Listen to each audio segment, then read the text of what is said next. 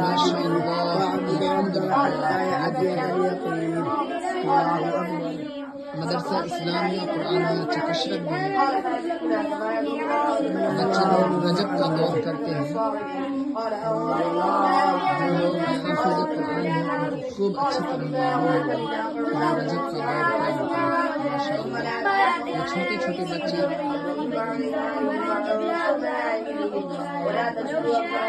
ऐसे भी बच्चे बहुत सारे ऐसे भी बच्चे हैं जो हाफिज कुरान हैं। बहुत सारे बच्चे ऐसे भी हैं जिनका सबक चल रहा है,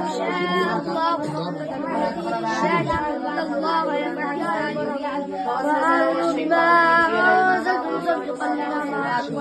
وقال ما نهاكما ربكما عن هذه الشجرة إلا أن تكونا ملكين أو تكونا من الخالدين وقاسمهما إني لكما لمن الناصحين فدلاهما بغرور فلما ذاقا الشجرة بدت لهما سواتهما طفقا يخصفان عليهما من ورق الجنة وناداهما ربهما ألم أنهكما عن تلكما الشجرة وأقل لكما إن الشيطان لكما عدو مبين قال ربنا ظلمنا أنفسنا وإن لم تغفر لنا وترحمنا لنكونن من الخاسرين قال اهبطوا بعضكم لبعض عدو ولكم في الأرض مستقر ومتاع إلى حين قال فيها تحيون وفيها تموتون ومنها تخرجون يا بني آدم قد أنزلنا عليكم لباسا يواري سوآتكم وريشا ولباس التقوى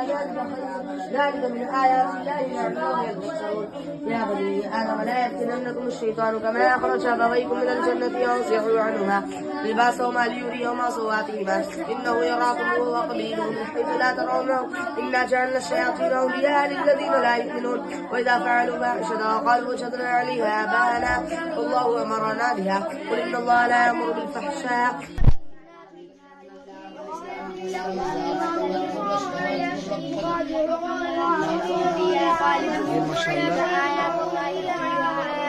كذلك قال الذين لا يعلمون مثل قولهم والله يحكم بينهم يوم القيامة فيما كانوا فيه يختلفون ومن أظلم ممن منع مساجد الله أن يذكر في اسمه وسعى في خرابها أولئك ما كان لهم أن يدخلوها إلا خائفين لهم في الدنيا خزي ولهم في الآخرة عذاب عظيم ولله المشرق والمغرب فأينما تولوا فثم وجه الله